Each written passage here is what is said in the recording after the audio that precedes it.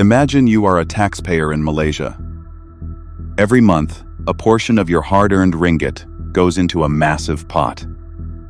This pot, managed by Khazanah Nasional and Permodalan Nasional Berhad, or PNB, is supposed to build the nation.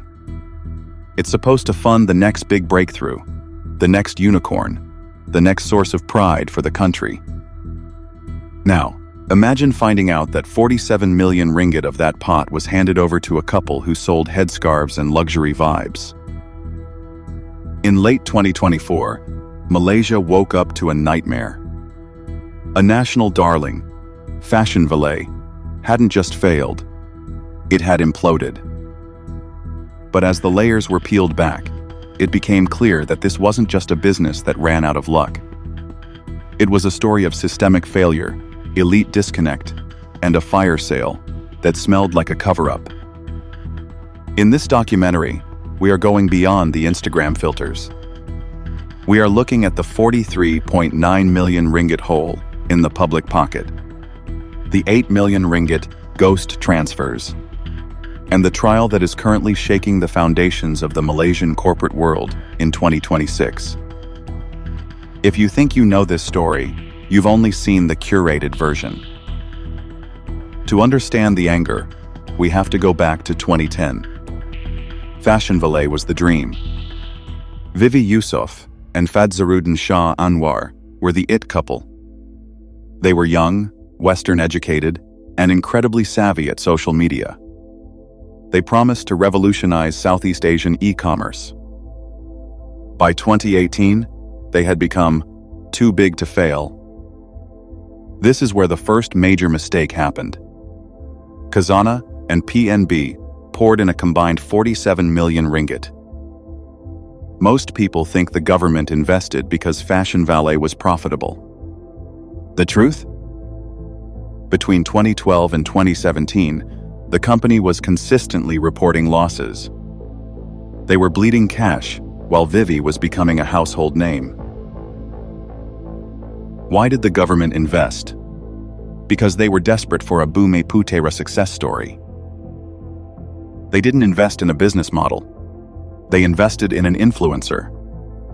They bought the Duck brand because it looked good in a PowerPoint presentation, ignoring the fact that the platform itself, the actual e-commerce tech, was being crushed by giants like Shopee and Lazada. People who understand venture capital know that you don't throw good money after bad. But in Malaysia, when you're part of the Kayangan elite circle, the rules of math seem to bend. This is the part of the story that turns a business failure into a potential crime. To understand the 2025 criminal charges, you have to understand a company called 30 Maple SDN, BHD. Most people assume that FashionValet always owned the Duck brand. But in reality, Duck was owned privately by Vivian Fadza through 30 Maple. In 2018, the exact same year, Khazanah and PNB injected the 47 million ringgit. FashionValet made a massive purchase. They bought 30 Maple from its own founders for a staggering 95 million ringgit. Think about the math.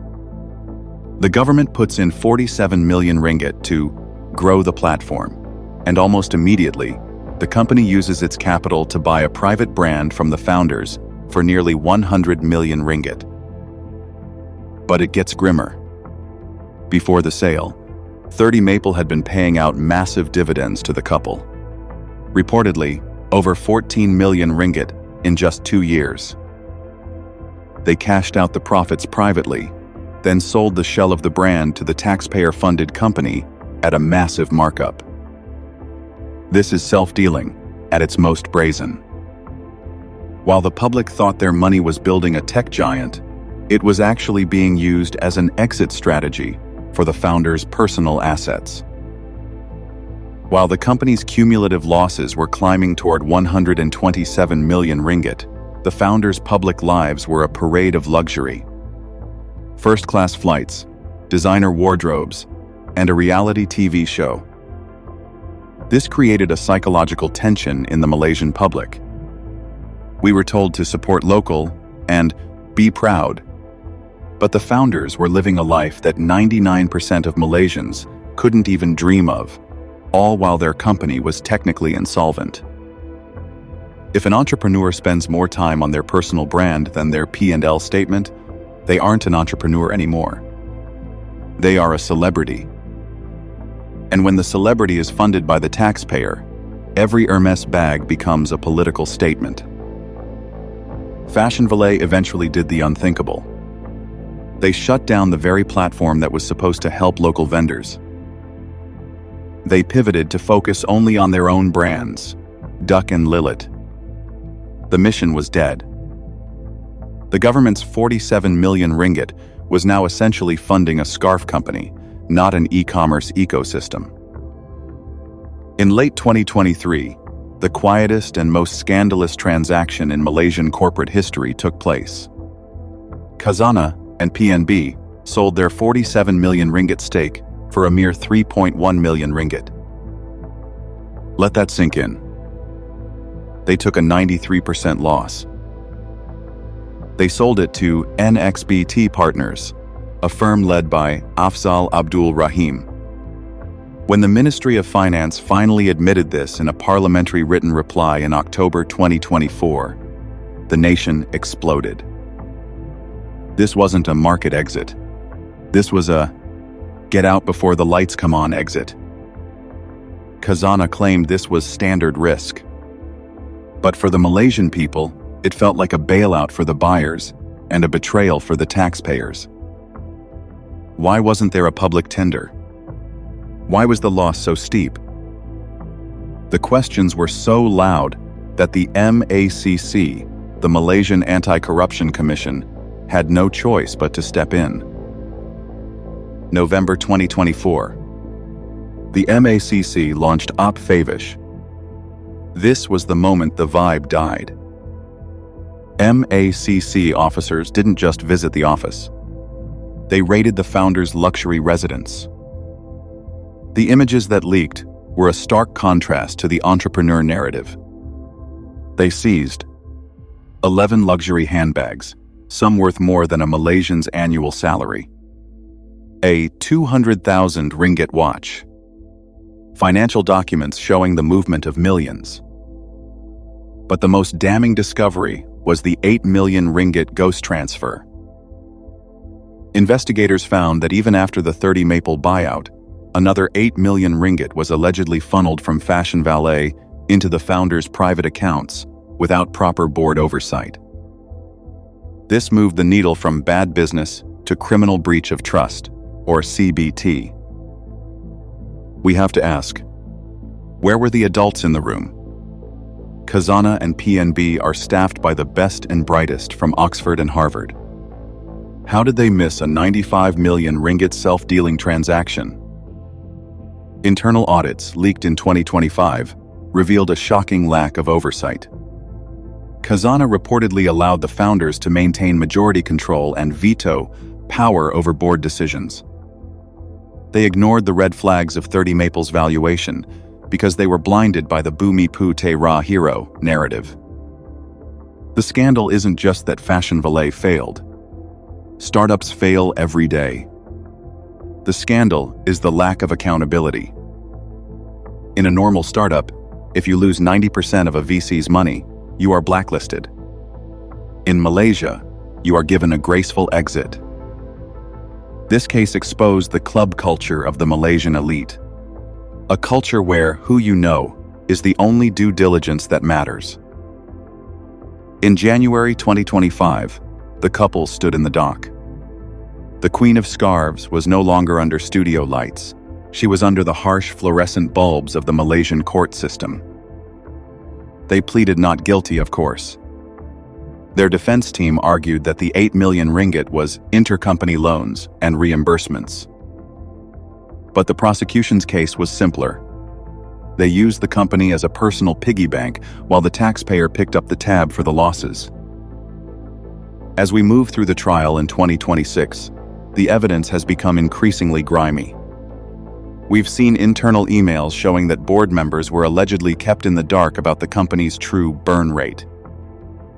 Imagine a young girl in a kampung who saved up 300 ringgit to buy a duck scarf because she wanted to be like Vivi. That 300 ringgit was her hard-earned money. Meanwhile, the woman she looked up to was allegedly using millions of public funds to maintain a facade of perfection. The most forgotten victims in this documentary are the local designers. FashionValet started as a bridge. It promised to take Malaysian fashion to the world. Hundreds of small brands joined the platform. They spent their limited budgets on inventory to be sold on FV. When FV pivoted to focus only on Duck and Lilith, they didn't just change business models.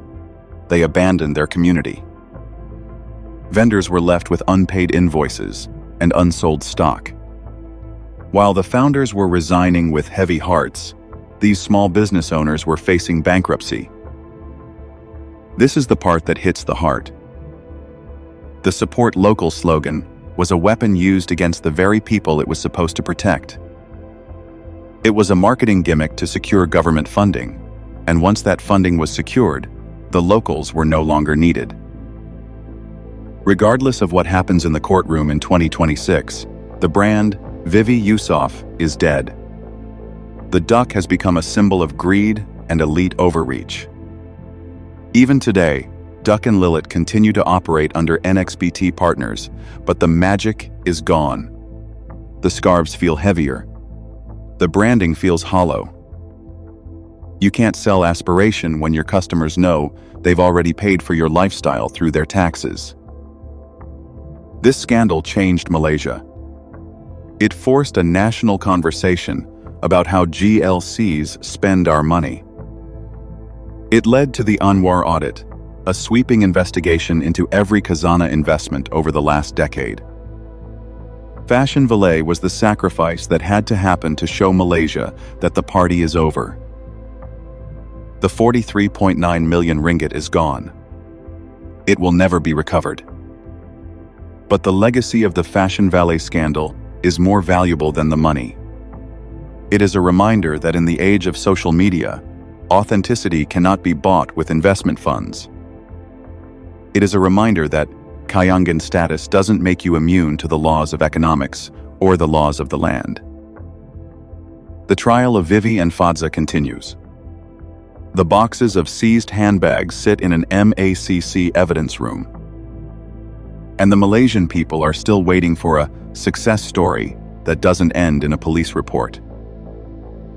Now, I want to hear from you. Was FashionValet just a victim of a bad market? Or was this a calculated heist of public funds? Did you stop buying their products because of the scandal? Or do you believe they deserve a second chance? Let's talk about it in the comments. This is your money. And this is your story.